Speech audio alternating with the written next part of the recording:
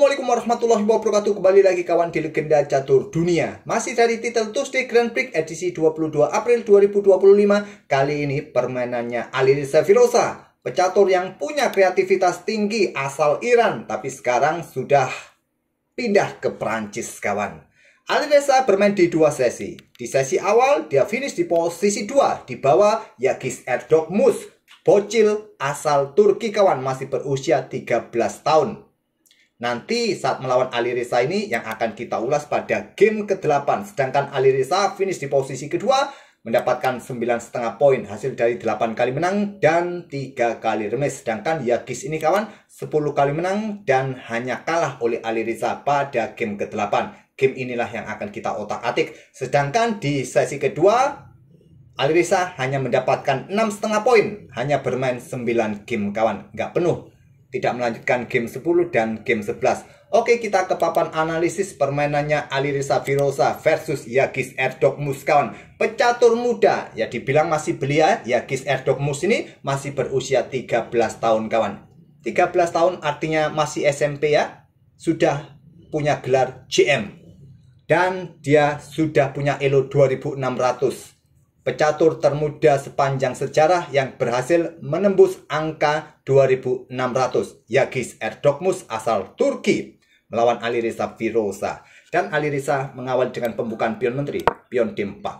Ada pion D5, sekarang Queen's Gambit pion C4. Ditolak dengan pion E6, kuda C3, dan gajah E7 variasi Karosek. Kuda F3, pion C pukul pion D5, dua langkah yang paling populer untuk menghadapi gajah E7. Alireza memilih dengan langkah pion C pukul pion D5. Kalau kalian memilih kuda F3 terlebih dahulu, nanti bangunan permainannya akan bertransposisi ke bentuk permainan modern dari Queen's Gambit di klan kawan. Seperti ini, kuda F6, gajah G5, ada rokade, pion E3, kemudian bisa kalian lanjutkan seperti biasa bermain dengan pion-pion sayap menteri atau dengan pion H6, gajah sikat kuda F6 dan seterusnya. Memilih dengan pion C pukul pion D5, pion E ambil balik pion D5, kemudian gajah F4, serang pion ini, pion C6 kawan, perkuat rantai pion, kontrol petak B5 dari ancaman gajah kuda dan juga berikan ruang pergerakan bagi menteri keluar. Sekarang pion E3, buka akses bagi gajah. Ada gajah F5 dan Alireza tidak kembangkan kuda F3. Kuda GE2. Terlihat cukup membuat gajahnya ini telat berkembang kawan. Tapi Alireza ini penuh dengan kreativitas, penuh dengan ide. Admin sangat suka ide-ide dari Alireza kawan. Tapi terkadang kurang sabar. Ada kuda D7, lanjut Yagis. Kemudian Alireza membuat langkah pengorbanan pion. Coba lihat. Di awal pembukaan kawan, korban pion sayap untuk membuka lajur hanya. Alireza penuh dengan kreativitas. Jika dibandingkan dengan Dali Dubov, cuma bedanya menurut admin soal kesabaran saja. Dubov lebih sabar, Alireza lebih beringas. Oke, pion H4 dan ditolak dengan pengembangan kuda GF6. Kalau diterima, nanti hitam akan sibuk menjaga pertahanan di sisi menteri. Karena ada menteri B3 coba serang pion. Nah, bagaimana cara mempertahankan pion sisi menteri ini kawan? Dengan menteri, gajah di petak 4 jatuh. Jika dengan kuda blokade, Alireza siap menyerang lewat pion A4, pion A5 kawan. Gajah mungkin tarik mundur ke sini, diserang lagi. Repot pokoknya. Mau dengan gajah ditarik mundur, ya tetap ya, pion ini siap dorong terus. Kalau dihentikan, nah, benteng sikat gajah, ambil balik oleh menteri, putih mendapatkan ganti kuda B6. Seumpama di sini dengan pion B6, maka ada ide seperti ini. Benteng ambil gajah, ambil balik, diikuti kuda caplok pion D5, ambil balik, menteri ambil balik, menteri mundur mungkin ke petak D8, dan menteri ambil gajah F5. Apa yang didapat oleh putih dari pengorbanan kualitas? Ya cuma tambahan 1 pion kawan. Dan aktivitas serangan tentu saja. Menteri sudah sangat aktif posisinya. Kembali lagi ke permainan aslinya. Jadi pengorbanan ini ditolak dengan langkah kuda G6 dari Yagis Erdogmus. Alireza kuda G3 ancam gajah. Gajah mundur ke petak E6. Selanjutnya di sini gajah D3 lanjut Alireza. Kuda B6 Diikuti kuda ke F5, serang gajah gelap, ancam pion yang di sini. Caplok langsung, menyerahkan gajah terang, ambil balik, kemudian gajah D6, tantang Erdok Mus.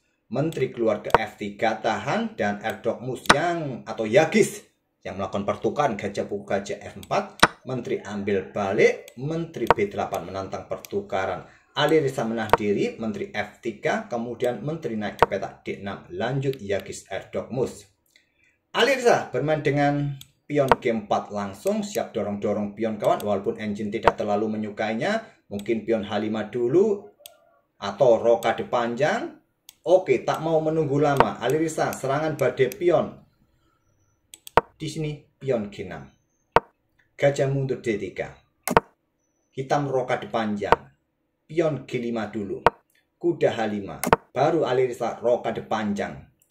Benteng HF8. Perkuat lajur F-nya. Di sini Alireza geser raja B1, pion F6, nantang pertukaran, menteri mundur G2. Ada kuda D7, pion, maksudnya benteng D2. Benteng D E8, ada benteng C1, lanjut Alireza. Dan langkah terkuat ditunjukkan oleh engine dengan panah biru kawan. Raja B8, pion A3, tidak memberikan kesempatan menteri menusuk. Benteng angkat ke E7. Nah, kuda A4, lanjut Alireza. Opsi yang lain bisa juga kuda ini ke petak A2 kawan. Mungkin nanti petak B4 atau benteng DC2, dobling langsung. Oke, dengan kuda A4 Alireza untuk menambah kontrol petak C5 ya, membuka lajur C-nya. Pion F5, Alireza dengan menteri F3. Di sini ada pion F4. Apa langkah terkuat lainnya kawan? Kuda manuver ke petak D7. Dorong maju pion F4. Pion E4 balasan Alireza. Pion D pukul pion E4. Gajah ambil balik. Mengincar diagonal ini. Harus berhati-hati. Pion ini bisa saja disergap kawan. Dan menteri geser ke petak E6. Untuk menyerang gajah langkah kuat. Tapi memilih dengan langkah dobling benteng F8. Silakan kalian pause video ini untuk beberapa detik dan coba temukan ide terbaik buat putih di posisi sini untuk memanfaatkan blunder benteng E8 ini kawan.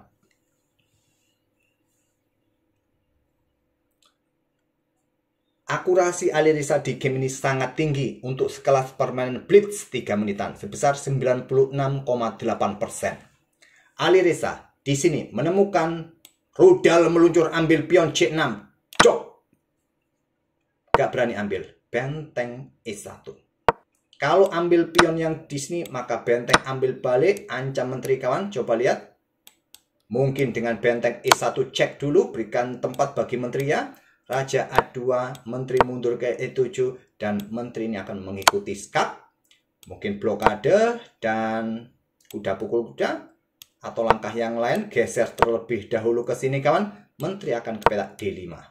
Dan persiapan double check kawan. Raja geser lagi. Kemudian bisa melakukan skak lagi kawan. Ataupun juga dengan benteng D C2, dobling. Bisa jadi. Sangat berbahaya buat hitam.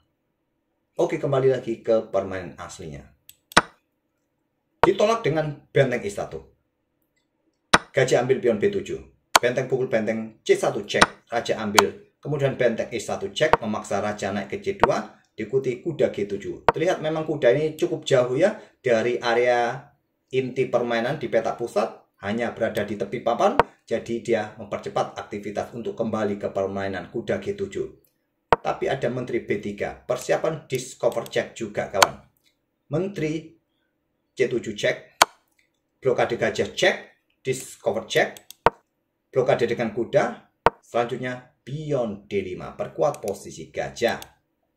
Di sini kuda F5 lanjut Yagis Erdok Mus, kuda C5, persiapan ancaman skak garpuan, menteri D5, menteri C3. Ada ide skak, raja akan terpaksa bergeser ke lajur C. Dan ada discover dari menteri ataupun menteri siap menyusup ke baris belakang kawan. Di sini benteng mundur ke E7. Ke petak E5 kawan untuk blokade diagonal ini langkah kuat. Karena setelah benteng ini hanya bergerak ke E7, skakmatnya nggak terhentikan lagi. Kombinasi 4 skakmat ditepukan oleh Alireza. Menteri H8 cek. Blokade dengan kuda C8, kuda A6 checkmate kawan. Skakmat langsung. Ya agak lama seperti ini. Blokade dengan benteng cek. Blokade dengan menteri dan cek. Kuda C8. Nah, kuda A6 checkmate dari Alireza Firoza di langkah ke-39. Itulah kombi-kombi mematikan dari Alireza, pemain yang penuh dengan kreativitas, cuma terkadang kurang sabar kawan. Oke, semoga permainan Alireza Firoza ini bisa menghibur dan bisa jadi bahan referensi saat kalian menghadapi Queen's Gambit di clan variasi Karosek. Kita akan bertemu di video-video berikutnya. Terima kasih. Wassalamualaikum warahmatullahi wabarakatuh.